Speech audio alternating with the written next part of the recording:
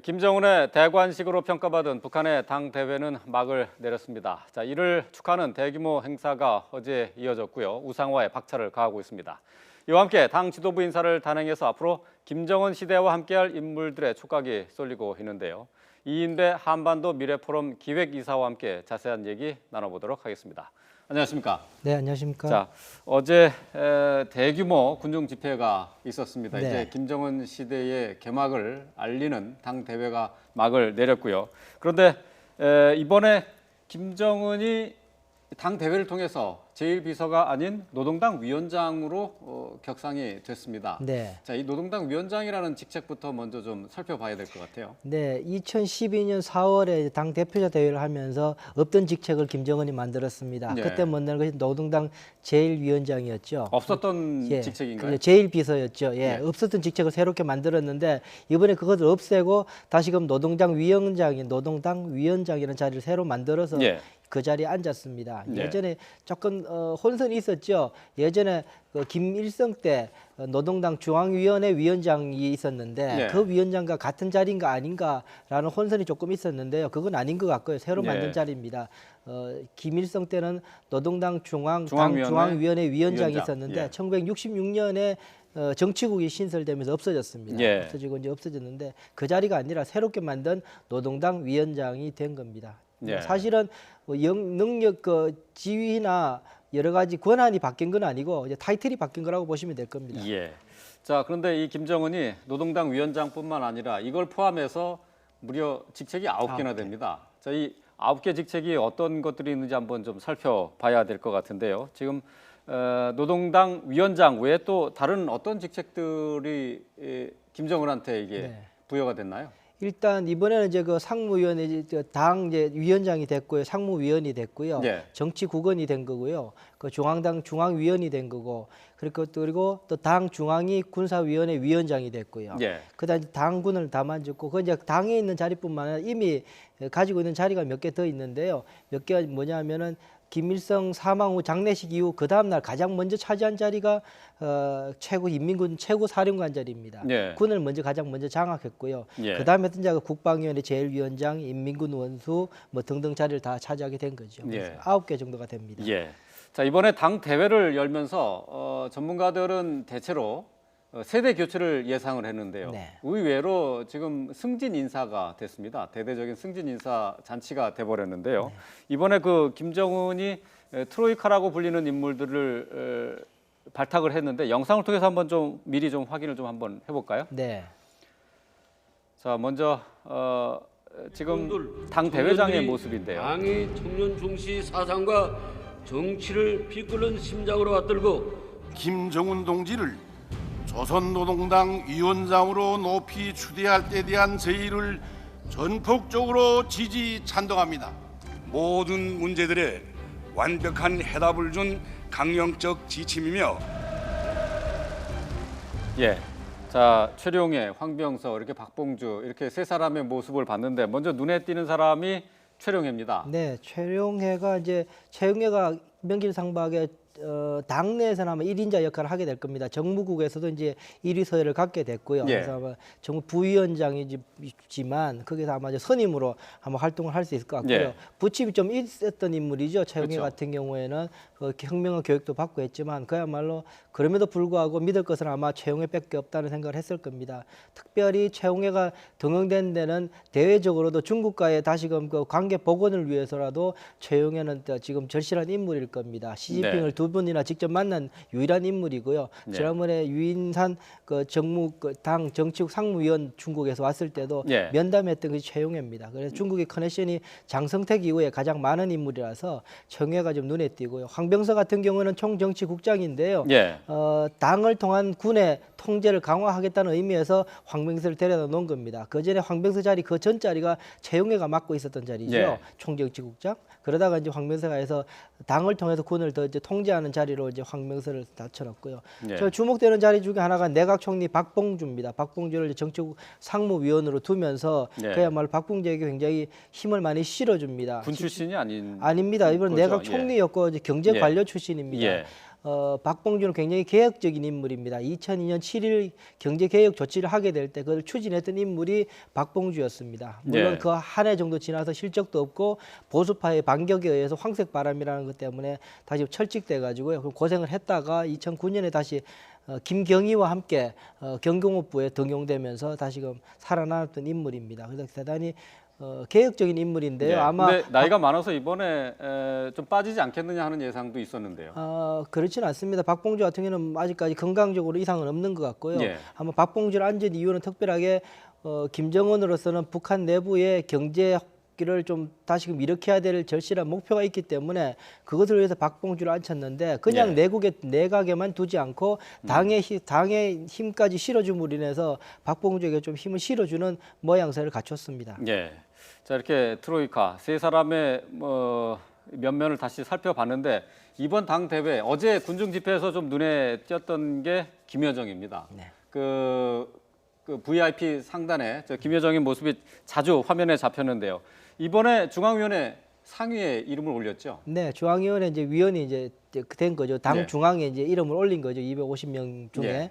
한 명 올렸는데 아마 나이가 어리기 때문에 더 이상의 직책을 뭐 부장짜리나 하기는 아직까지는 어려운 상황인데 지금 뭐 김여정 같은 경우에는 직책에 관계없이 김정은에게서는 특별한 신임을 받고 있습니다. 예. 신임 정도가 아니라 특별한 애정이 있죠.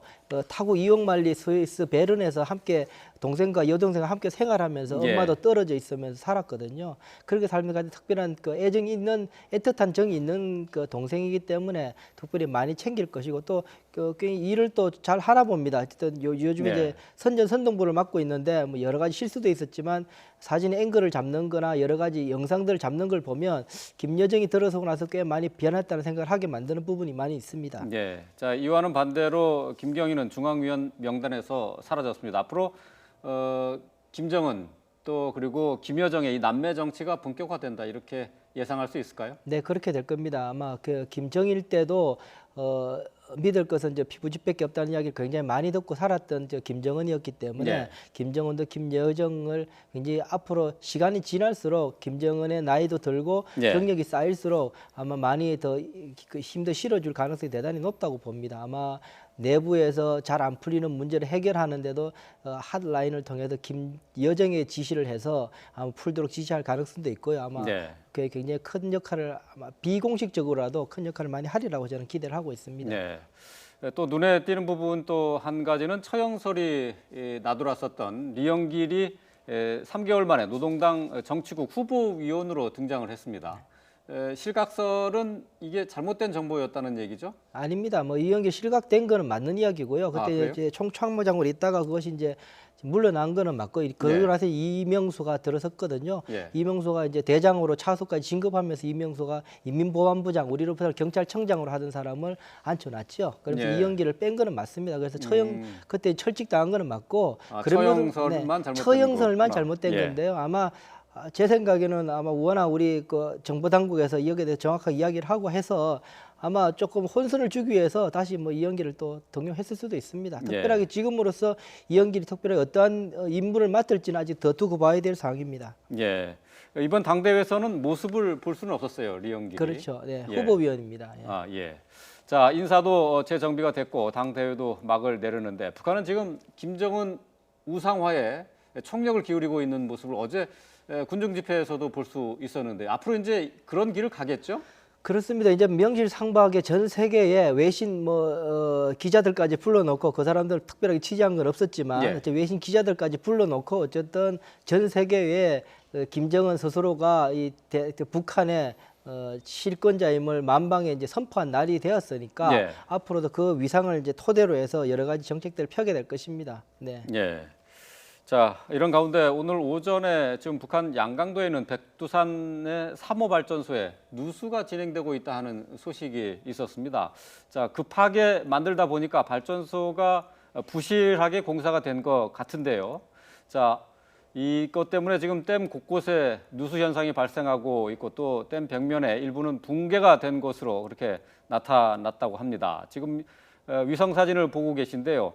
자, 이렇게 급하게 공사를 하다 보니까 이제 문제가 크게 불거지지 않을까 싶은데요. 이게 정권에 또 위협이 되지 않을까요? 네, 저런 일들이 앞으로 좀 많이 발생할 가능성이 높습니다. 저게 10월에 지시를 내서 어쨌든 빨리 마무리하라고 지시를 하는 바람에 예. 겨울에 공사를 했거든요. 콘크리트 사설 공사 같은 경우는 겨울에 하면 안 됩니다. 겨울에 아. 하면 다 봄 되고 다 녹아서 다 그렇죠. 갈라지게 돼 있거든요. 예. 뭐 그럼에도 불구하고 1호 지시 그야말로 김정은 내 지시기 때문에 안 들을 수 없어서 그냥 하는 거죠. 그냥 그 북한 관료들은 그냥 시키니까 하는 거였던 것이고 예. 특별히 그런 고려되지 않은 상황이고 이게 지금 그 70일 전투를 통해서 여러 가지 지금 일을 해내고 어떤 것들은 뭐 40일 만에 했다는 것도 있고 여러 가지 일이 있었는데요. 아마 속도전을 틀려서 이 당대전에 마무리하려고 했던 것들을 뭐 130% 더 초과 달성했다고 그러지만 앞으로 예. 그것이 여러 가지 문제가 나타날 가능성이 높습니다. 왜냐하면 북한 내부에 그렇게 이런 건설 행사를 할 수 있을 만큼 자재가 지금 그리 충분하지 않은 상황입니다. 예. 자재가 충분하지 않음에도 불구하고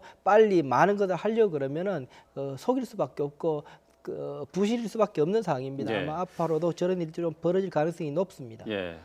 그 당 대회를 앞두고 북한이 무리하게 공사를 추진하는 것이 상당히 많고 북한 주민들을 옥죄는 여러 가지 조치를 했던 것도 사실입니다. 이런 것 때문에 혹시 북한 주민들의 여론이 김정은 정권에 대한 싸늘한 여론으로 바뀌면서 앞으로 글쎄요 이제 북한 통치 기반이 좀 더 힘들어지는 게 아닌가 하는 그 전망도 해볼 수 있지 않을까요? 네, 그렇습니다. 지금 우선 그 북한 주민들은 이 당 대회 전까지만 고생하면 앞으로는 조금 더 낫지 않을까 하는 기대를 했을 것입니다. 그 예. 기대라는 것이 북한 당국이 뭘 잘해줘서 기대하는 것이 아니라 더 이상의 노력 동원이라도 하지 않아서 시장이나 장마당에서라도 어떤 뭔가를 또 경제 활동을 할 수 있게 시간이 나지 않을까라는 기대했을 수가 있는데요. 예. 앞으로 경제 발전 5개년 계획을 만들어 놓고 이제 김정은이 이제 몰아붙이게 되는데요. 그 상황 속에서 노력 동원이 어려지게 되면 북한 내부에서 참고 있던 민심이 굉장히 그 불만이 폭발할 가능성도 있어서 앞으로 조금